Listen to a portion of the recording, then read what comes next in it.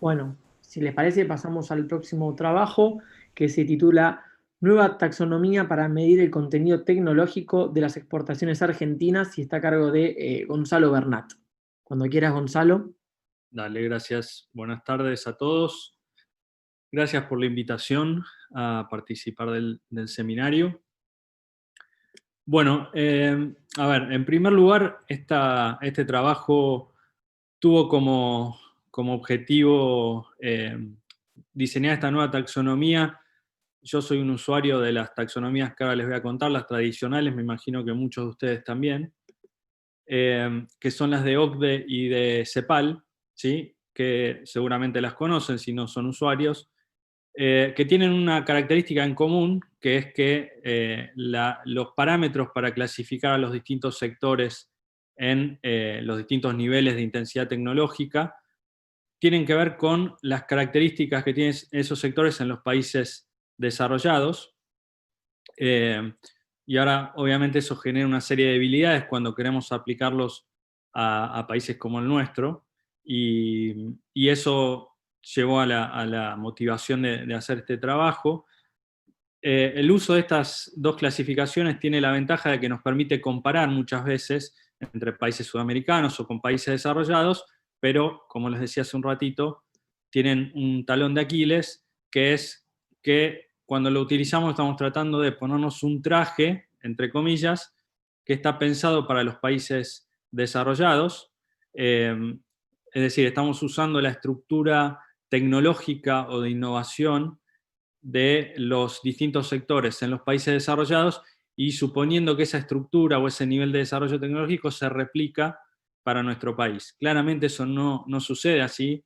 La intensidad tecnológica de un mismo sector en Argentina respecto a los países desarrollados es muy diferente, entonces al querer usar esos trajes a medida de los países desarrollados, para nuestro país siempre empezamos a encontrar algunas anomalías o cuestiones que no encajan, y precisamente ahí está la motivación para hacer este trabajo.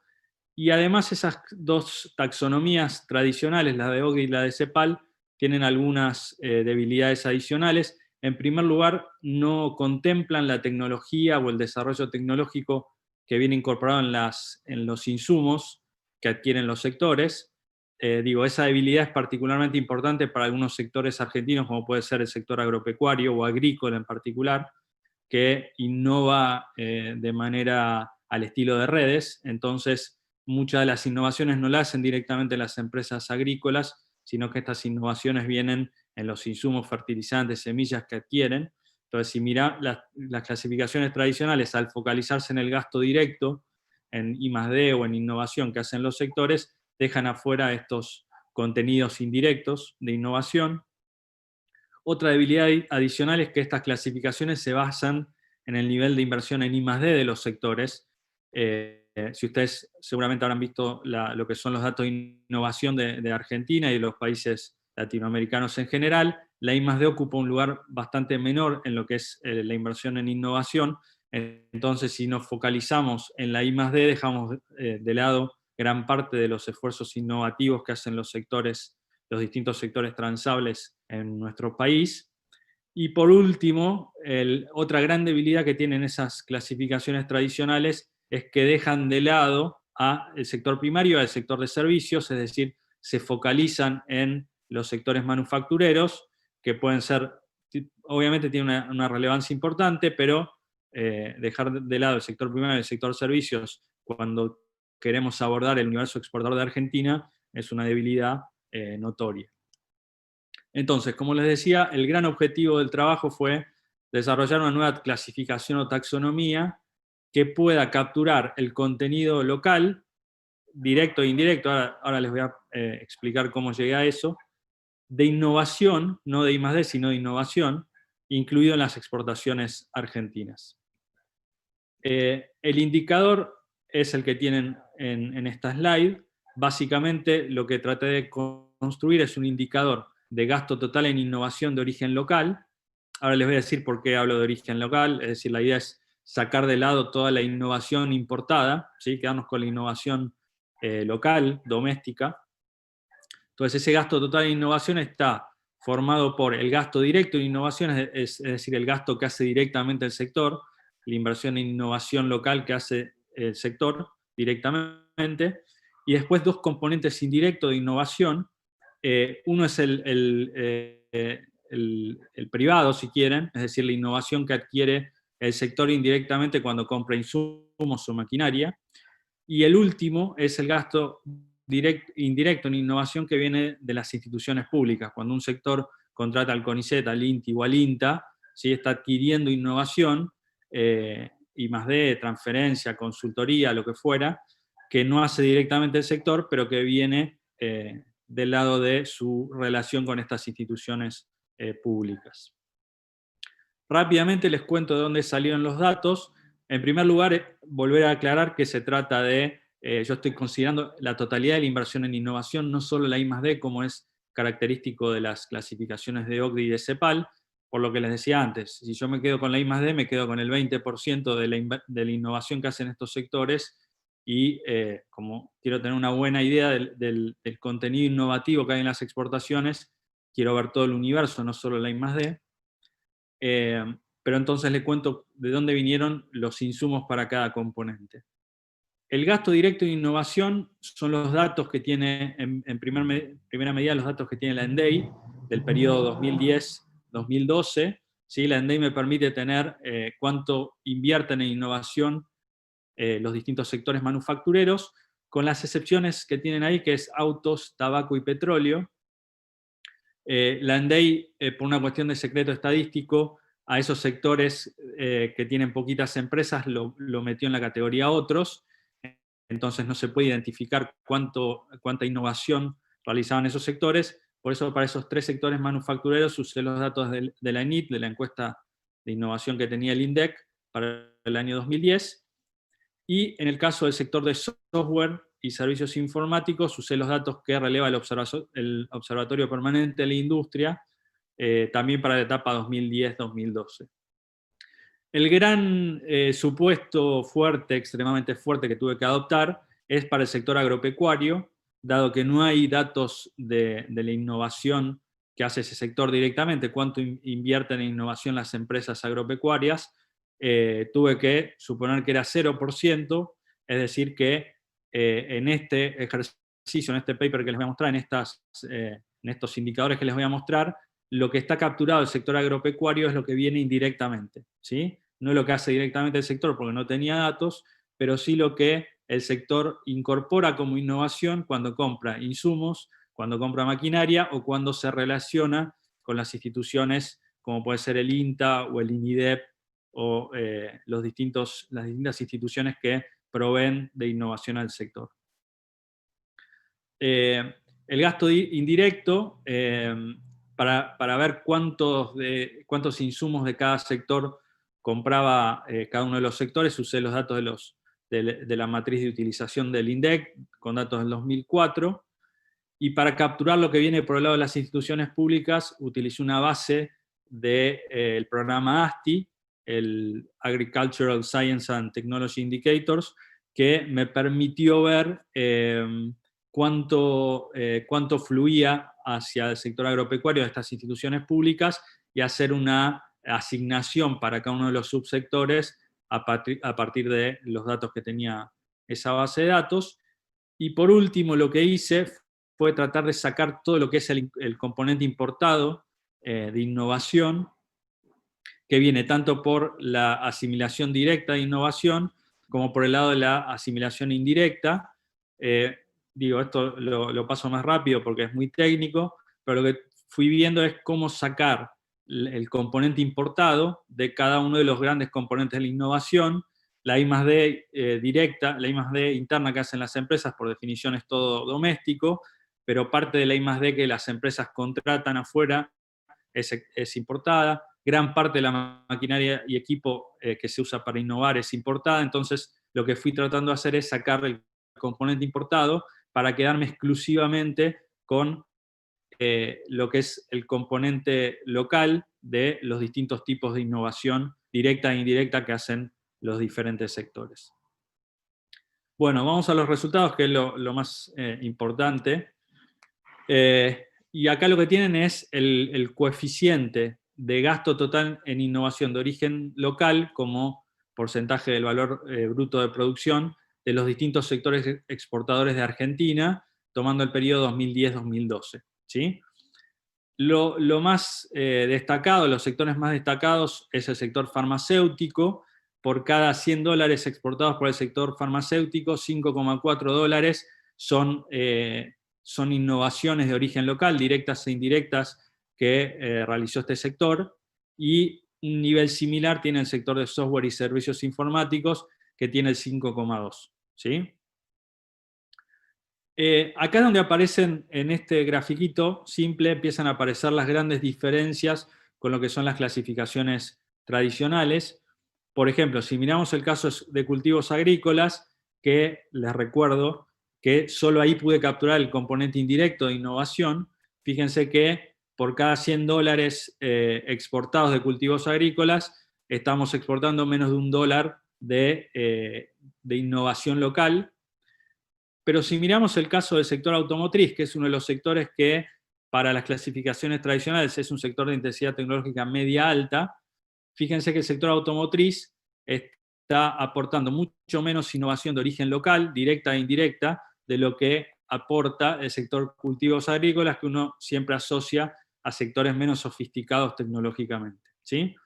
Entonces, respondiendo a la pregunta más marketingera del paper, sí, la exportación de soja, que está dentro de cultivos agrícolas, aporta más contenido innovativo de origen local en nuestro país de lo que aporta el sector automotriz. Y entonces, a partir de esos coeficientes que yo estimé, lo que hice fue construir una taxonomía parecida a la de la OCDE, pero obviamente con distintos niveles para entrar dentro de las distintas categorías. Los sectores low-tech son los que invierten menos de 1% en innovación de origen local en relación a las ventas o el valor bruto de producción.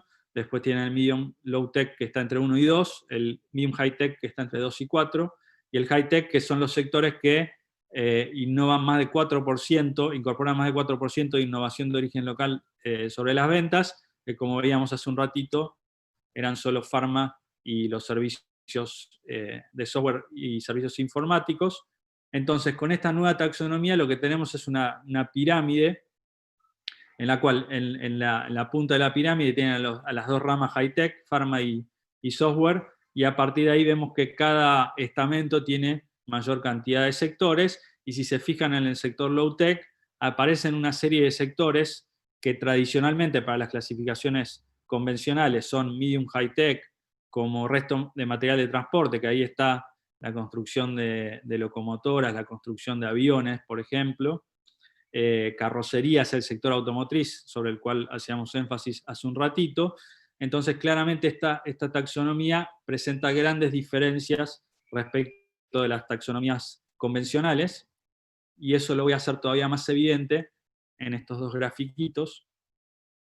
En esta torta lo que tienen es cómo están repartidas las exportaciones argentinas del 2018 con la taxonomía que les mostraba recién. ¿Sí? Y ahí lo que vemos es que 3/4 partes del valor exportado por Argentina en el 2018 corresponde a esos sectores que yo denominé como low-tech. ¿Sí? Y lo que son los sectores high-tech o medium high-tech apenas llegan al 11% del total de exportaciones. Es decir, cuando uno mira este gráfico, se da cuenta de que el grueso, lo que uno tenía como intuición, que el grueso de la oferta exportable de Argentina tiene un bajísimo contenido tecnológico o innovativo de origen local.